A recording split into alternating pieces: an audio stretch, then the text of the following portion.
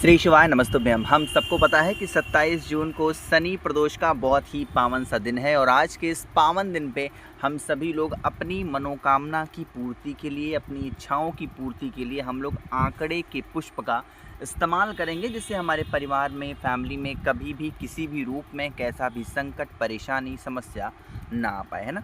इसी की बात करने वाले हैं। बहुत ध्यान से वीडियो को समझिएगा और कोशिश करिएगा चीज़ों को समझने की। ठीक, देखो, इससे पहले भी इस प्रकार की वीडियोस मैंने बनाई हैं। जो लोग मेरी वीडियो को रोज़ देखते हैं उनको पता होगा कि मैं क्या बताना चाहता हूँ। आंकड़े का पुष्प दो प्रकार का होता है और दोनों प्रकार के आंकड़े के पुष्प को समर्पित करने का जो नियम होता है वो डिफरेंट होता है, अलग होता है और फ़ायदे भी अलग होते हैं ना। सबसे पहले एक छोटी सी बात समझाना चाहता हूँ जो कि आपके स्वास्थ्य से रिलेटेड है। क्या है? जब कभी भी आप भोले बाबा के शिवलिंग के ऊपर आंकड़े के पुष्प को चढ़ाओ या आंकड़े के पत्ते को चढ़ाओ, जब भी आप भोले बाबा के शिवलिंग के ऊपर कनेर के पुष्प को चढ़ाओ या भोले बाबा के शिवलिंग के ऊपर धतूरा चढ़ाओ, ध्यान रखिएगा, आंकड़े के पुष्प या आंकड़े का पत्ता, कनेर का फूल या धतूरा चढ़ाने के बाद कभी भी जल चढ़ाना नहीं चाहिए। और अगर आप जल चढ़ा भी रहे हो तो आप लोगों को जल को किसी भी रूप में रोक करके अपने घर नहीं लाना चाहिए, ठीक है ना। क्योंकि जो तीनों चीज़ें मैंने स्क्रीन पर लिखी हैं ये क्या होती हैं? जहर होती हैं, और किसी भी रूप में कैसे भी जो जहर है उसका सेवन आपको नहीं करना चाहिए, वरना आपको दिक्कतें आएंगी। बातें क्लियर हैं क्या? चलिए, अब दो प्रकार के आंकड़े के पुष्प के बारे में मैंने आप लोगों से बातें की हैं। दोनों पुष्प कैसे होते हैं? एक तो होता है सफ़ेद आंकड़े का पुष्प एंड द सेकेंड वन होता है आपका नीला आंकड़ा, मतलब नीले आंकड़े का जो पुष्प होता है वो होता है। अब दोनों फूलों के चढ़ाने का विधि अलग होता है। अगर आप भोले बाबा के शिवलिंग के ऊपर सफ़ेद आंकड़ा चढ़ाओगे तो ये होता है रोग को दूर करने के लिए, लेकिन वहीं पर अगर आप भोले बाबा के शिवलिंग के ऊपर इस प्रकार के आंकड़े का पुष्प चढ़ाते हो तो ये होती है इच्छा की पूर्ति के लिए, जिसको प्यार से मनोकामना भी बोल सकते हो। बातें क्लियर हो रही हैं क्या मेरी? है ना। समझने की कोशिश करता है। कोई भी एक कलश ले लो, मन है मिट्टी का कलश ले सकते हो, मन है तांबे का कलश ले लो, मन है स्टील का ले लो, मन है पीतल का ले लो, जो आपकी इच्छा हो वो कलश का इस्तेमाल कर सकते हो। लेकिन नियम यही रहेगा कि जो जल लोगे वो आपके घर का जल होना चाहिए। उसे लेकर के भोले बाबा के शिवलिंग के ऊपर आपको पहुंचना है। यहाँ पर पहुंच करके अब आपको 2 से 3 काम करने हैं। पहला काम मैंने जो कि आपको बताया कि आंकड़े का फूल चढ़ाने के बाद में कभी जल नहीं चढ़ाना है।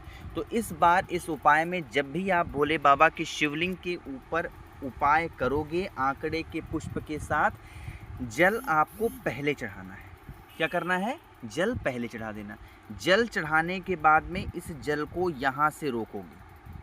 अच्छा, एक चीज़ मैंने देखी है, याद आ गया, बता दूँ।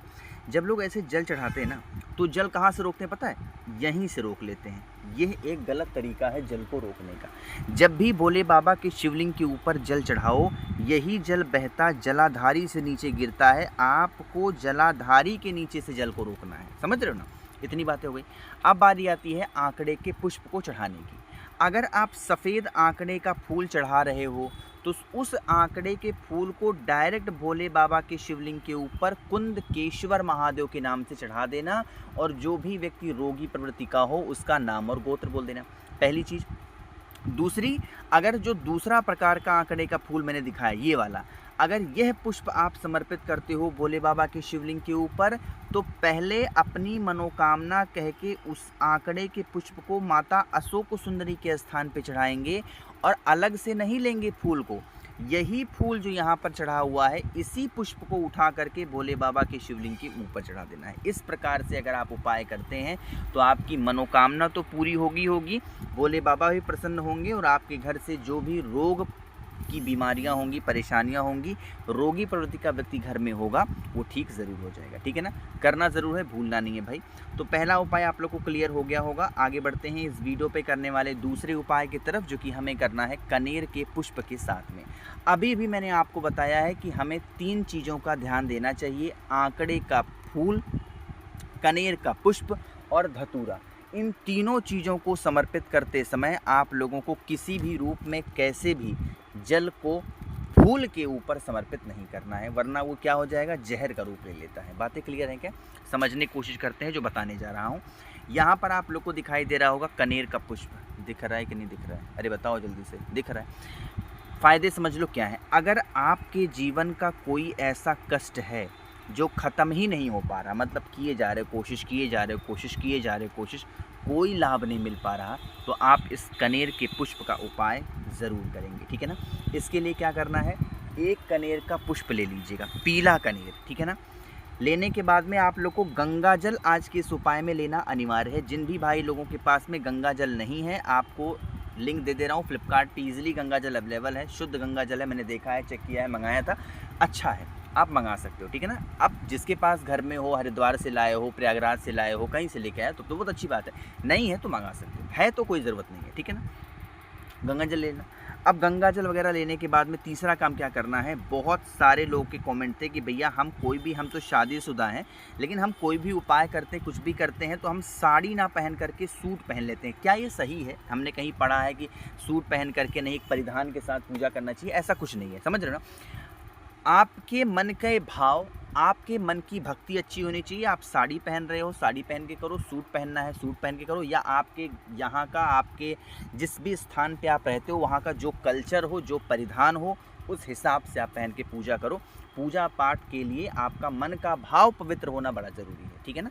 बाकी साड़ी सूट जैसा भी पहनना पहनो, मैं इस कपड़ों पे कोई टीका टिप्पणी ना आज तक किया हूँ, ना मैं कभी करूँगा। बातें क्लियर है, ठीक। दोनों सामान को लेके भोले बाबा के शिवलिंग के पास जाएंगे और यहाँ पर पहुँच करके आप लोगों के पास में जो गंगा जल है, उस गंगा जल को पहले 5 स्थान पर थोड़ा थोड़ा करके आपको समर्पित करना है। कौन कौन से 5 स्थान? पहला भगवान गणेश का स्थान, दूसरा भगवान कार्तिकेय का स्थान, तीसरा माता अशोक सुंदरी का स्थान, चौथा माता का हस्तकमल, और फिर भोले बाबा के शिवलिंग के ऊपर का पोर्शन। अगर आप यहाँ पर गंगा जल समर्पित किए हो तो जो आपके पास में कनेर का पुष्प है, उस कनेर के पुष्प को जिन जिन स्थानों पर गंगा जल समर्पित किया है, उन उन स्थानों पर कनेर के पुष्प को समर्पित करेंगे। कनेर का पुष्प क्या है? जहरीला होता है ना। तो कैसे प्रार्थना करोगे? हे शिव शंभु भोलेनाथ, हमारे जीवन में, परिवार में बहुत कष्ट है, परेशानी है, समस्या है। आप हमारे घर से, आप हमारे परिवार से इन सभी प्रकार की परेशानी, समस्या, कष्ट को दूर करें। हमारे घर में सुख, शांति एवं समृद्धि का वास बना रहे, ऐसे विनती प्रार्थना कर लेना, ठीक है ना। करके देख लीजिए, जो भी प्रकार का जीवन में कष्ट चल रहा होगा, उन कष्टों से छुटकारा आपको 100% ज़रूर मिलेगा, ठीक है ना। आगे बढ़ते हैं इस वीडियो के सबसे आखिरी उपाय की तरफ, अपने तीसरे उपाय। लेकिन सबसे पहला काम, जैसा हमेशा कहता हूँ, वीडियो को लाइक कर दीजिए। जिसने अभी तक चैनल को सब्सक्राइब नहीं किया, मेरी आवाज़ पहली बार सुन रहे हैं, चैनल को ज़रूर सब्सक्राइब करेंगे। देखो, यहाँ पर कुछ चीज़ें समझाने जा रहा हूँ जो कि स्पेशली बनाई गई हैं धन के लिए।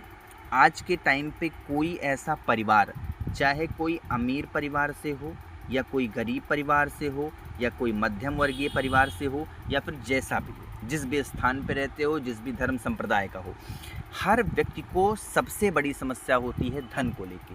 कोई लोन को लेके परेशान है, किसी को कर्ज मिल नहीं रहा है, किसी को कर्ज मिला है तो चुका नहीं पा रहे हैं, किसी को समस्या ही समस्या है। ऐसे प्रकार की प्रॉब्लम जब सामने आती हैं तो इस प्रकार से उपाय को करना चाहिए, ठीक। इसके लिए एक इस प्रकार से कांच का कटोरी ले लो, मार्केट में अवेलेबल है, खरीद सकते हो, या घर में भी होगा, ज़रूरी नहीं है कि नया ही लेना है, पुराना हो इस्तेमाल कर सकते हो, बट नया ले लो तो और अच्छी बात है।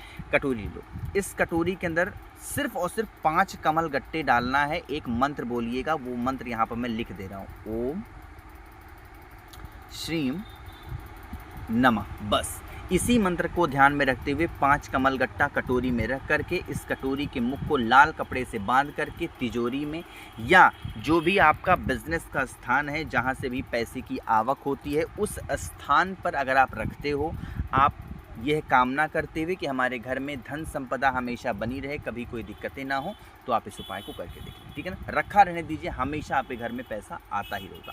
बाकी बात बताना चाहता हूँ, प्रदोष के दिन का जब भी कोई भी उपाय हो तो एक चीज़ का ध्यान रखा करिए, प्रदोष के दिन का उपाय प्रदोष काल में ही करना चाहिए, जिससे उसका जो लाभ होता है वो ज़्यादा होता है। प्रदोष काल ही वो ऐसा समय होता है जब भोले बाबा माता पार्वती के साथ में भ्रमण पे निकलते हैं नंदी बाबा के ऊपर बैठ कर के, और इस समय जो भी उनकी आराधना पूजन करता हुआ दिख जाता है, उनके ऊपर भोले बाबा की असीम कृपा बनी होती है। बाकी मैंने कोशिश की है सारी बातों को अच्छा बताने की, कोई बातें क्लियर नहीं है, समझ में नहीं आती हैं, नीचे कमेंट सेक्शन में पूछें। मेरे जितने भाई बहन आवाज़ पहली बार सुन रहे हैं, चैनल को ज़रूर सब्सक्राइब करेंगे, और हाँ, वीडियो को लाइक ज़रूर करिएगा। श्री शिवाय, नमस्तुभ्यम।